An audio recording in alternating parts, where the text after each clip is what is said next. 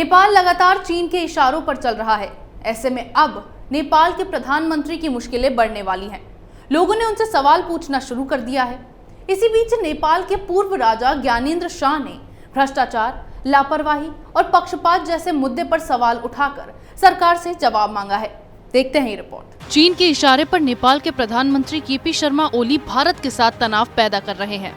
नेपाल के नक्शे में काला पानी, लिम्पियाधुरा और लिपुलेख को शामिल करके चीन को खुश करने की कोशिश की जा रही है।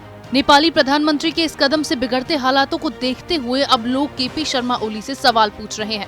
नेपाल के पूर्व राजा ज्ञानेंद्र शाह ने लोगों की समस्याओं को हल करने के लिए गणतंत्र की सरकार से आग्रह किया है।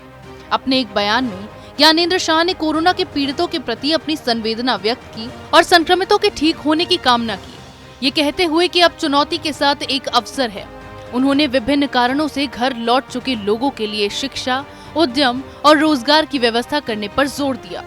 उन्होंने कई सवाल भी उठाए हैं, जिसमें उन्होंने कहा, हमारी देशभक्ति, स्वतंत्र स्थिति और स्वाभिमान पर बार बार सवाल, संदेह और विवाद क्यों उठते हैं? लोगों की सुरक्षा, स्वास्थ्य और आजीविका को लेकर भ्रम, असंतोष और गुस्सा क्यों है? रोग महामारी, राष्ट्रीय मुद्दों के संकट, राष्ट्रीय हित के खिलाफ संधियों और हत्या, हिंसा और आत्महत्या जैसे ज्वलंत और दुखद मुद्दों पर हमेशा विवाद क्यों होता है? भ्रष्टाचार, लापरवाही और पक्षपात जैसे मुद्दों पर भी उन्होंने सवाल उठाए हैं। उन्होंने कहा, हमारे होनहार युवा, सभी देशभक्त और स्वतंत्र नागरिक ऐसी स्थिति में सड़कों पर क्यों उतर रहे हैं?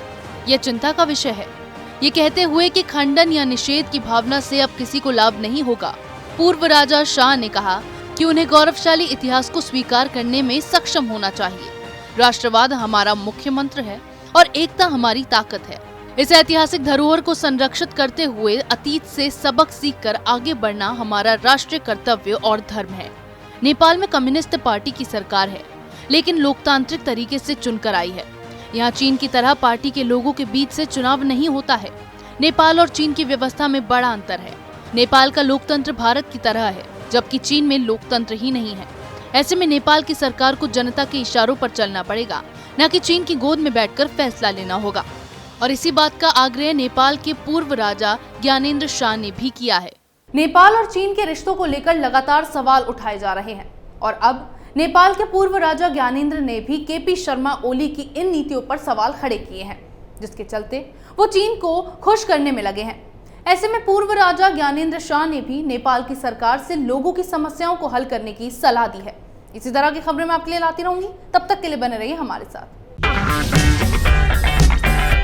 अगर आपको हमारा वीडियो पसंद आया हो तो इसे लाइक करें, हमारे चैनल को सब्सक्राइब करें और हाँ, बेल आइकन दबाना ना भूलें, ताकि आप तक हमारे वीडियो की नोटिफिकेशन पहुंचती रहे।